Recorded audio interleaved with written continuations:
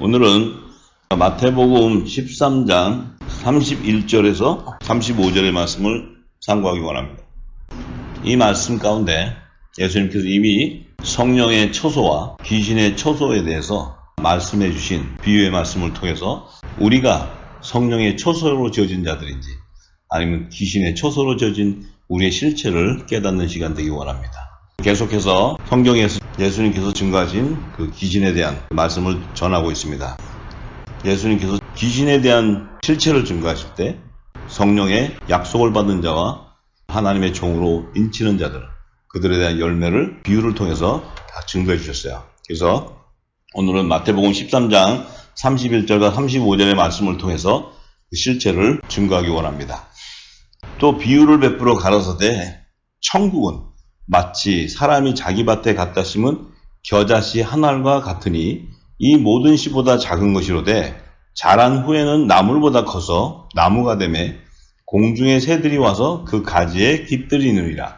또 비유로 말씀하시되 천국은 마치 여자가 가루 서말 속에 갖다 넣어 전부 부풀게 한 누룩과 같으니라. 예수께서 이 모든 것을 무리에게 비유로 말씀하시고 비유가 아니면 아무것도 말씀하지 아니하셨으니 이는 선지자로 말씀하신 바 내가 입을 열어 비유로 말하고 창세부터 감추인 것을 드러내리라 함을 이루려 하심이라. 이렇게 말씀을 하셨어요. 지금 예수님께서 천국에 대한 비유의 말씀을 두 가지로 하셨는데 겨자 씨 한 알과 누룩에 대한 그 의미를 살펴보기 원합니다. 먼저 예수님이 천국에 대해서 두 가지로 비유하실 때 그 비유하신 뜻은 창세전에 감춰져 있는 하나님 나라의 비밀을 온 세상에 드러내기 위함이라고 하셨어요. 그렇다면은 이 두 비유의 말씀을 통해서 이 창세전에 감춰져 있던 천국의 비밀이 그 안에 담겨져 있다는 거예요. 그래서 우리가 그 비밀을 오늘 소유하는 하나님의 자녀들이 되기를 원합니다. 먼저 첫 번째 비유로 말씀하신 겨자씨 한 알의 의미부터 우리가 살펴보기 원하는데요. 자, 예수님께서 이렇게 얘기하셨어요. 비유로 베풀어 말씀하실 때 먼저 천국은 이런 거라고 얘기하시면서 마치 사람이 자기 밭에 갖다 심은 겨자씨 한 알과 같다고 얘기를 했어요. 그러면 이 천국이라는 것은 어떤 사람이 자기 밭에다 갖다 심은 겨자씨 한 알 안에 천국이 있다는 거예요. 여기서 예수님 말씀하신 그 사람은 바로 마지막 아담으로 오신 예수님 자신을 얘기하시는 거예요. 자신을 얘기하시는데 그 예수님 자신에 대해서 사도 바울은 고린도전서 15장 45절에서 47절에 증거해 주셨어요. 기록된 바 첫사람 아담은 산영이 되었다는 것 같이 마지막 아담은 살려주는 영이 되었다는 거예요. 그래서 이 마지막 아담은 예수님인데 그 예수님은 살려주는 영이 되었다는 거예요. 그러나 먼저 신령한 자가 아니요 육 있는 자고 그 다음에는 신령한 자인데 이 첫사람 아담은 땅에서 났으니 흙에 속한 자라는 거예요. 근데 둘째 사람이 마지막 아담은 하늘에서 나셨다는 거예요. 하늘에서. 그러니까 우리의 인류 조상인 첫 아담은 땅에서 났지만 하늘에서 오신 예수님은 하늘에서 나신 분이라는 거예요. 이 땅에서 난 게 아니라는 거예요. 그래서 천국은 마치 사람이 하늘에서 난 마지막 아담 그 자신을 얘기하시는 거예요. 그런데 그 마지막 아담이 자기 밭에 와가지고 이 갖다 심은 그 한 겨자씨를 얘기했는데 이 자기 밭에 대해서 요한복음 1장 11절에서 13절의 말씀을 보면 세례 요한이 예수님을 증거할 때 이렇게 얘기했어요. 예수님이 자기 땅에 오매 자기 백성들이 영접하지 아니하였다고 얘기하는 거예요. 그래서 이 마지막 아담이신 예수님이 오신 그 자기 땅이 바로 이스라엘을 얘기하는 거예요. 이스라엘. 그래서 이스라엘에 오셔서 자기 백성에게 오셨는데 그 자기 백성들은 예수님을 몰라가지고 영접하지 아니하였기 때문에 이제 12절에 그 예수님을 영접하는 자 곧 그 이름 예수 그리스도의 이름을 믿는 자들에게는 하나님의 자녀가 되는 권세를 주는데 이 하나님의 자녀들은 이는 혈통으로나 육정으로나 사람의 뜻으로 나지 아니하고 오직 하나님께로서 난 자들이라고 얘기하는 거예요. 이 얘기는 예수 그리스도를 영접하는 자, 이 하나님의 아들들은 첫 아담의 계보에서 나오는 땅에 속한 사람이 아니라는 거예요. 이들은 마지막 아담의 계보에서 나오는 하늘에서 난 자라는 거예요. 하늘에서. 그렇기 때문에 하나님의 아들들은 본향이 하늘나라예요. 하늘나라. 그래서 하늘나라가 우리의 본향이에요. 그러면 이 땅의 종들이라든지 율법 아래에 있는 제 종들은 이들의 본향은 이 지구 땅이에요. 지구 땅. 그래서 하늘나라와 세상나라의 차이가 바로 거기 있어요. 그러니까 우리는 하나님의 자녀들이라면 반드시 하늘에서 난 자로서 예수 그리스도 마지막 아담이신 살려주는 영과 본질이 같은 성령을 받는 자가 되는 거예요. 약속을 받는 자. 살려주는 영이라는 것은 부활을 시키는 영이다 이 말이에요. 부활시키는 영. 죽은 자를 살리는 영이다 이 말이에요.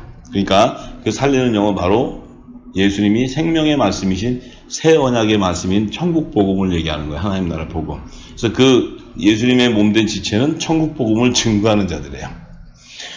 그래서 요한복음 1장 30절에서 31절에 세례 요한이 이렇게 증거합니다. 내가 전에 말하기를 내 뒤에 오는 사람이 있는데 나보다 앞선 것은 그가 나보다 먼저 계심이라 한 것이 이 사람을 가리킨다는 게 이 사람이 바로 예수 그리스도예요. 그런데 나도 그를 알지 못하였지만 내가 와서 너희들에게 일로 물로 이렇게 세례를 주는 것은 그 예수님이 하나님의 어린 양이 이스라엘에게 나타내려 함이라는 거예요. 나타내라. 그러니까 이스라엘에서 탄생하시고 이 땅에 자기 땅에 오시는 그 메시아를 드러내기 위해서 세례 요한이 자기는 물로 세례를 주고 있다는 거예요. 그래서 예수님 오셨을 때 그 예수님도 물로 세례를 주는 자로 세례 요한을 예비하는 거예요. 왜냐하면 예수님 자체도 초림에 오실 때는 율법 아래서 나기 때문에 하나님이 정하신 율법을 따라야 돼요. 그래서 예수님도 태어나자마자 8일 만에 할례를 받고 그 한 쌍의 비둘기를 제단에 드려요.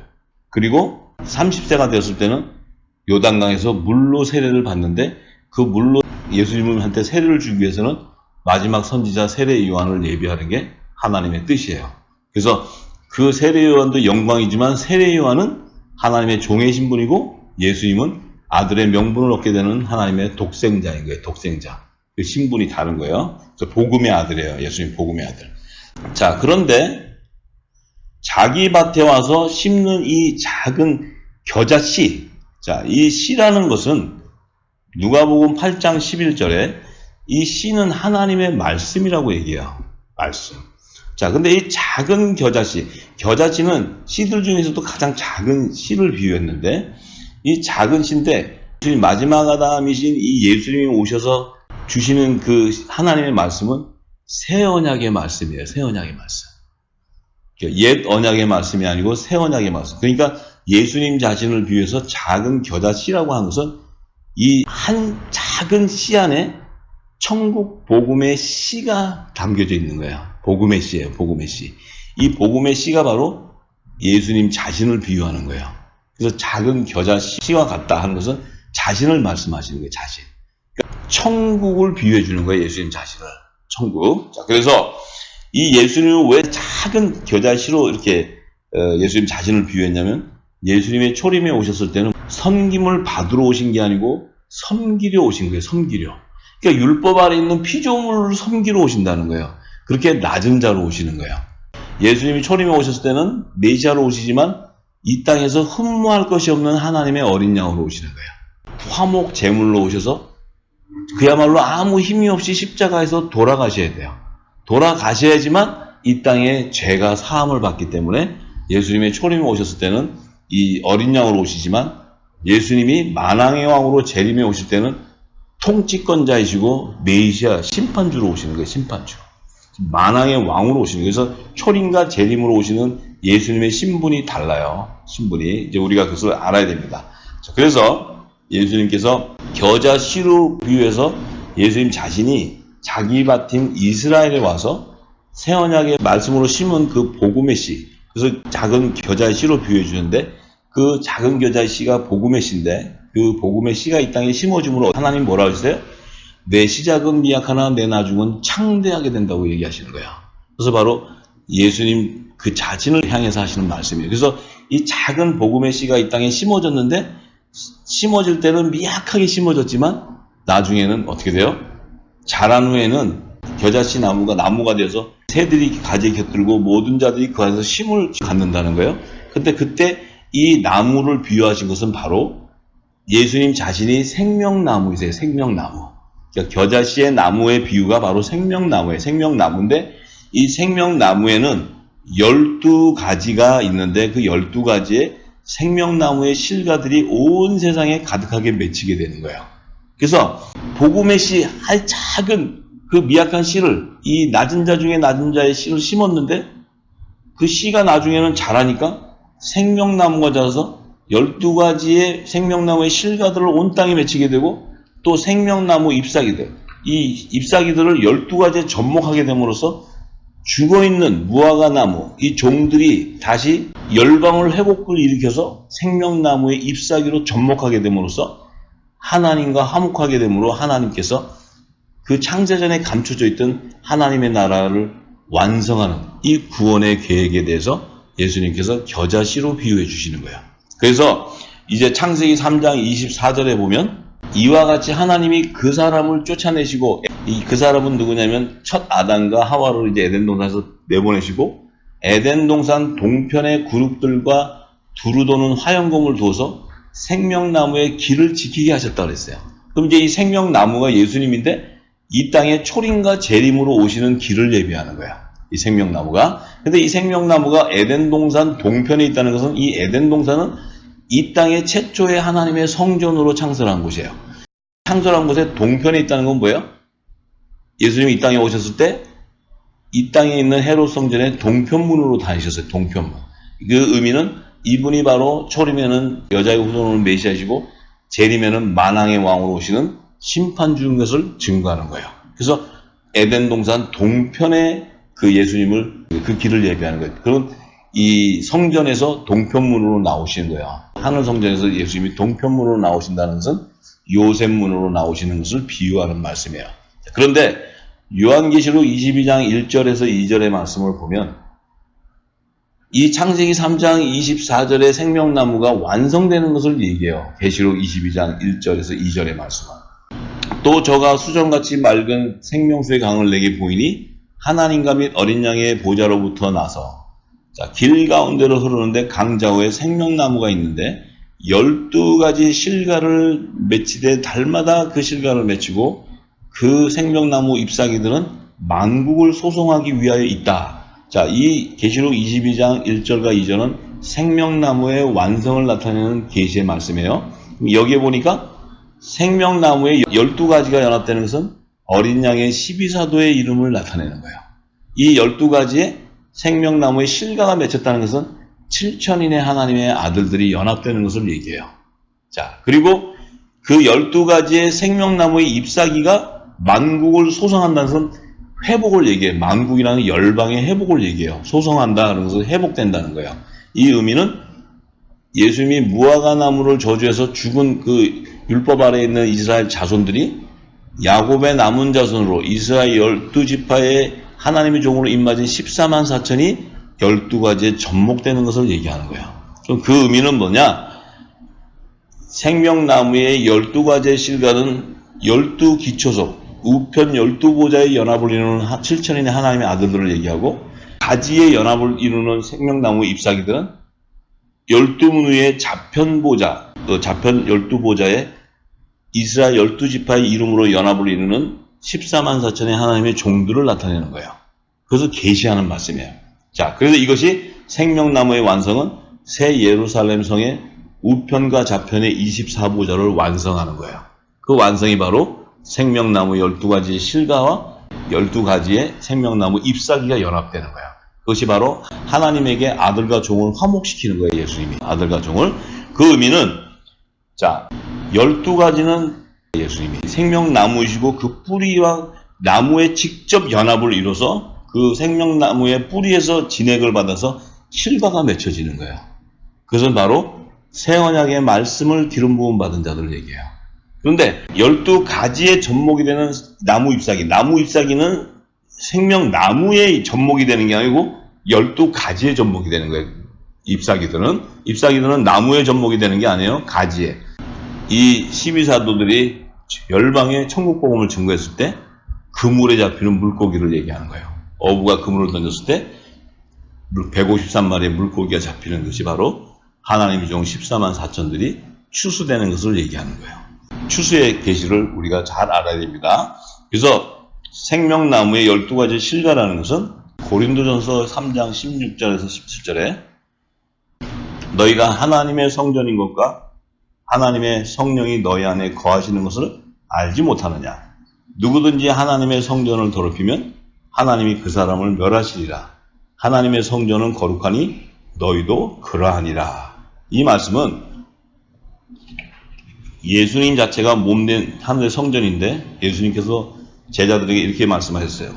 내가 거룩하니 너희도 거룩하라. 이렇게 얘기하셨어요. 그래서 성령이 거하는 거룩한 성전으로 지어지는 자들은 죄를 범할 수가 없는 거야. 그래서 다시는 그들에게 죄는 불법을 인정하지 않기 때문에, 왜냐하면 그들이 죄를 짓는다는 의미가 아니고 그 안에 거룩한 하나님의 나라가 임하고 성령이 임하기 때문에 죄를 지을 수가 없어요. 그러니까 우리가 예수 이름으로 회개를 하고 회개를 했어도 예수의 이름으로 제사함을 받은 증거는 내 안이 정결하게 되었지만 그곳에 성령의 약속을 받은 하나님의 아들이면 반드시 성령의 선물로 보혜사 성령을 받게 되는 거예요. 그 보혜사 성령을 받게 되면 그 안에는 예수님이 주신 천국 복음의 씨가 그 안에 임하는 거예요. 그러면 그 안에서 자라서 예수님의 몸과 동일하게 거룩한 성전으로 세워지는 거예요. 그들은 이 땅에서 죄를 범할 수 없는 자들이 되는 거예요. 거룩한 자들이 되는 거예요. 우리가 그 비밀을 알아야 됩니다. 그래서 로마서 11장 4절에서 하나님께서 이렇게 얘기하셨어요. 내가 나를 위하여 바알에게 무릎 꿇지 아니한 사람 7천을 남겨두었다고 이렇게 말씀하셨어요. 하나님 당신 자신을 위해서 바알이라는 것은 뭡니까? 만문신을 얘기해요. 만문신. 물질을 동시에 섬기지 않고 정결하게 거룩한 성전으로 세워진 7천의 남은 자들인데 이들은 은혜로 택하심을 따라 남은 자들이라는 거예요. 이 은혜는 바로 성령의 약속을 받은 자로서 예수님이 이 땅에 전하신 천국 복음의 씨앗이 임한 자예요. 그 밭은 예수님의 땅이고 그 밭은 의의 열매가 맺혀지는 좋은 땅을 얘기해요. 좋은 밭을. 그래서 우리가 이제 이 종과 아들에 대해서 지금까지 계속 누차적으로 얘기해 왔기 때문에 다들 아시리라고 믿어요. 근데 오늘은 굉장히 중요한 말씀이기 때문에 제가 그것을 깊이 이제 다 아는 거지만 계시록까지 다 열고 들어가면 시간이 한정이 없으니까 다 아시고, 이제 두 번째 비유에 말씀하신 여자가 가루 서말 속에 갖다 넣어 전부 부풀게 한 누룩과 같다고 말씀하신 그 의미를 이제 함께 나누기 원합니다. 여기서 예수님께서 여자가 하되기 여자의 의미는 율법 아래에 있는 제단을 얘기하는 거예요. 그래서 이 땅에 속한 7교회를 말하는 거예요. 열방에.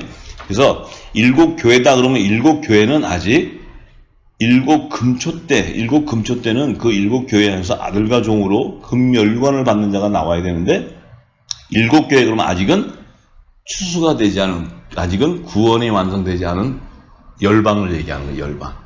자, 그래서 예수님께서 마태복음 11장 11절에 내가 진실로 너에게 말하노니 여자가 낳은 자 중에 세례 요한보다 큰 이가 일어남이 없도다.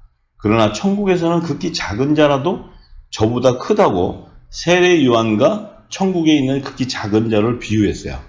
그런데 이 천국에 있는 극히 작은 자는 세례 요한보다 큰데 이 세례 요한은 여자가 낳은 자 중에서 제일 크다고 얘기했어요. 그럼 이 여자라는 것은 세례 요한 어머니를 얘기하는 게 아니에요. 예수님이 세례 요한 어머니가 낳은 중에 제일 크다, 이 말은 성립이 안 되는 얘기예요. 여기서 말하는 여자라는 것은 율법 아래에 있는 제단, 이 제단에서 하나님의 종의 열매로 나온 자 중에서 세례 요한은 마지막 선지자예요. 마지막 선지자. 그 사명은 예수님을 물로 세례를 주기 위해서 예비한 자예요. 이 세례 요한은. 또 예수님이 하나님의 어린 양이라고 증거하는 그 선지자예요. 그렇기 때문에 율법 아래에 있는 선지자, 종들 중에서는 가장 큰 자라는 거예요. 모세보다도 큰 자예요. 세례 요한이. 왜? 모세는 예수님을 메시아가 올 것을 증거했지만 세례 요한은 그 메시아가 왔을 때 이분이라고 증거하는 거예요. 이 세상에서 어린 양 예수 그리스도께서 메시아인 것을 증거한 자는 오직 세례 요한 한 사람이에요. 세례 요한이 없었다면 예수님을 증거할 자가 없었어요. 그리고 예수님을 감히 누가 물로 세례를 줘요? 누가 예수님을 물로 세례를 주냐고. 근데 하나님께서 세례 요한에게 허락을 했어요. 그러니까 세례 요한이 예수님을 만났을 때 저는 못 줍니다. 제가 감히 신들매도 감당 못해 어떻게 하니까 예수님이 뭐라 하세요? 네가 하나님의 일을 생각하지 않는다는 거예요. 하나님의 일을 생각함으로 이루어라 그렇게 얘기해요. 그렇기 때문에 세례 요한이 순종해서 예수님에게 물로 세례를 주는 왜? 예수님에게 물로 세례를 주지 않으면 예수님은 성령의 세례를 받을 수가 없어요. 하나님은 질서의 하나님이기 때문에 질서적으로 다 하나님의 법대로 이루어가야 돼요. 예수님이니까 마음대로 할 수 있는 게 아니에요. 왜? 예수님이 초림에 오셨을 때는 아버지의 뜻을 증거하러 오신 거지 자신의 뜻을 증거하러 오지 않았다고 얘기해요. 그렇기 때문에 자신을 나타내는 것이 아니고 예수님은 병을 낫고 사람을 살려도 다 하나님의 영광을 위한 거라고 얘기해요. 그런 예수님인 걸 우리가 알아야 됩니다. 그런데 이 여자가 가루 서말, 자 여기서 가루라고 딱 얘기해요. 요거는 고운 가루를 얘기하는 거예요. 고운 가루. 그러니까 율법 아래 있는 제단 안에 고운 가루라는 것은 예수님의 몸된 제자들을 얘기하는 거예요. 제자들. 그러니까 성령의 처음 익은 열매들을 얘기하는 거예요. 그들은 율법 아래 있는 자들 가운데서 아들의 영을 받은 하나님의 아들들을 얘기하는 거예요. 그래서 여자가 가루 서말 그러면 그 서말이라는 것은 초실절의 첫 이삭의 한 단을 얘기하는 거예요. 한 단.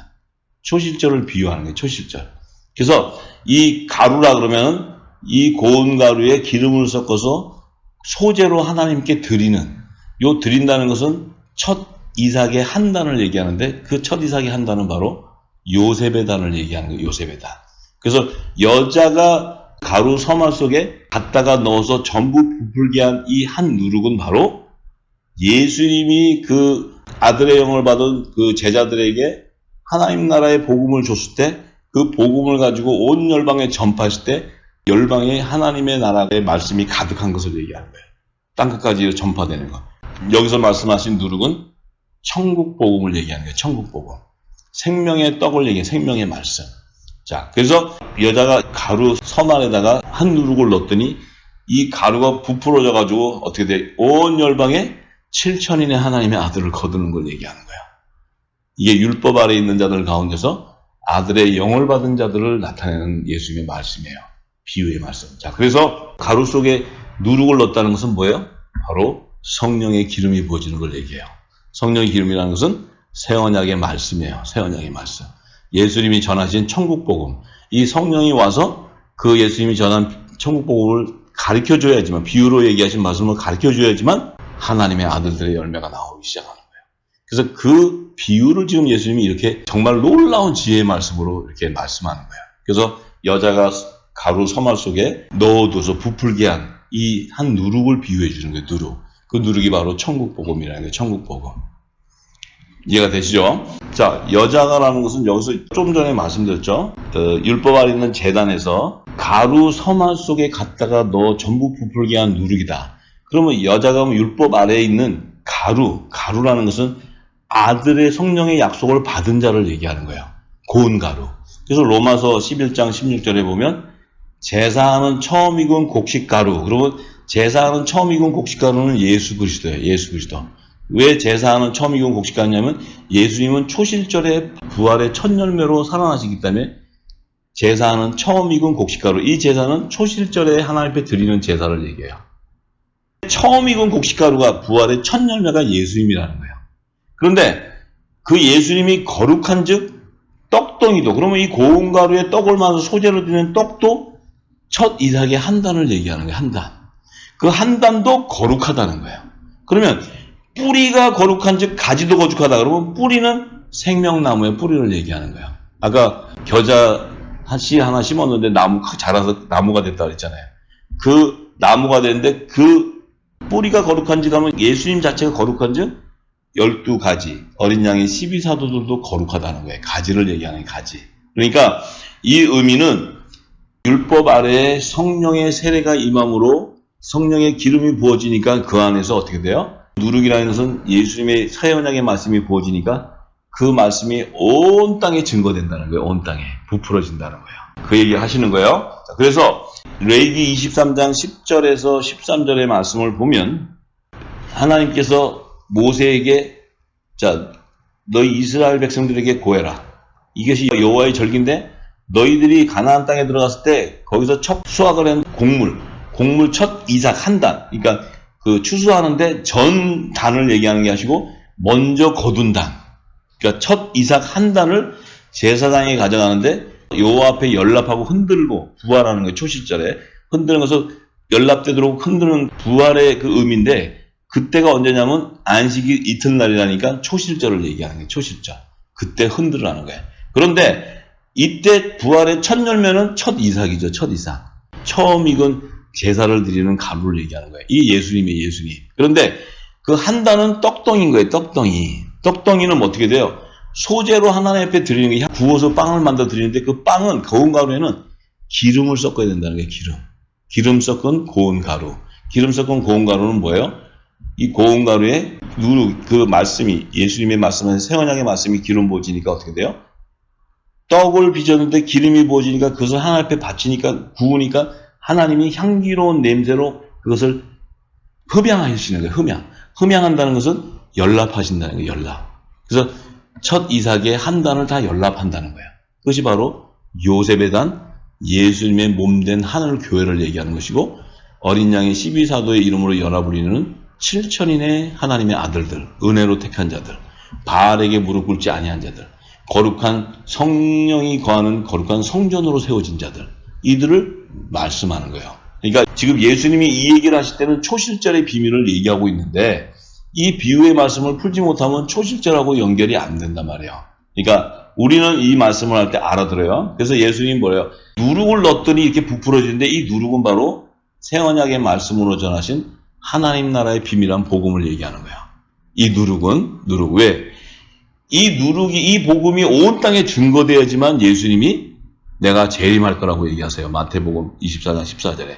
그러니까 천국 복음이 온 땅에 증거돼야지만 하는데, 이 증거는 누가 하냐면 어린 양의 12사도들이 하는 거예요. 어린 양의 12사도들이. 제자들이 열방에 천국 복음을 전하는 거예요. 전하니까 지금 2000년이 되는데 우리한테 그 복음이 오는 거예요. 그들이 전했기 때문에 오는 거예요. 뭐로 와요? 성령의 기름 부음으로 오는 거예요. 성령의 기름 부음으로 오니까 예수님이 2000년에 비유했던 이 말씀이 지금 우리에게 생명이 되어서 알게 된다는 거예요. 그 알게 되고 그 비유의 말씀을 깨닫는다는 그 의미는 성령의 약속을 받은 자들이라 이 말이에요. 증표라 이 말이에요. 증표. 갈라디아서 4장 5절에서 7절의 말씀을 보면 사도 바울은 이 예수님이 비유한 말씀을 정확하게 알고 있는 거예요. 사도 바울은 예수님을 따라다닌 제자가 아니에요.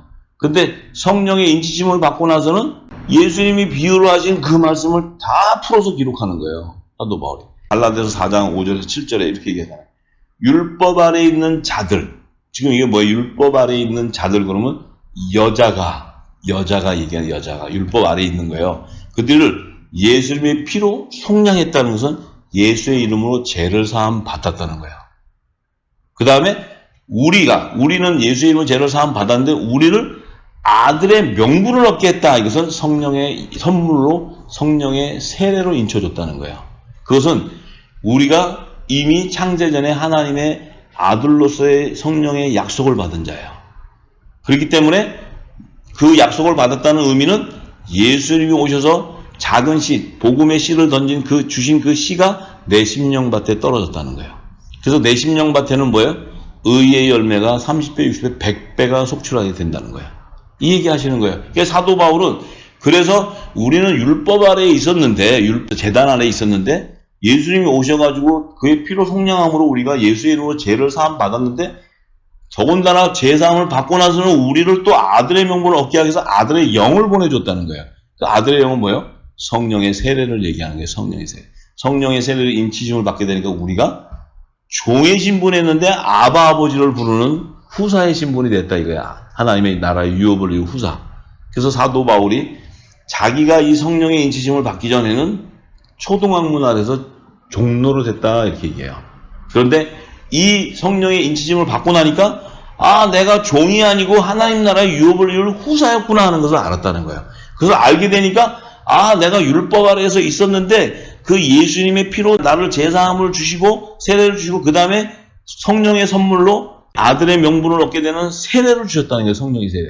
그 세례를 받게 되니까 내가 어떻게 되냐면 거룩한 성령이 거하는 성전으로 세워지니까 예수님이 이 땅에 재림하실 때 그분과 생명의 부활의 연합을 이루는 자가 되었다는 거야. 그 의미는 예수 그리스도의 몸된 거룩한 신부가 되었고 지체가 되었고 하늘 성전이 되었다는 거예요.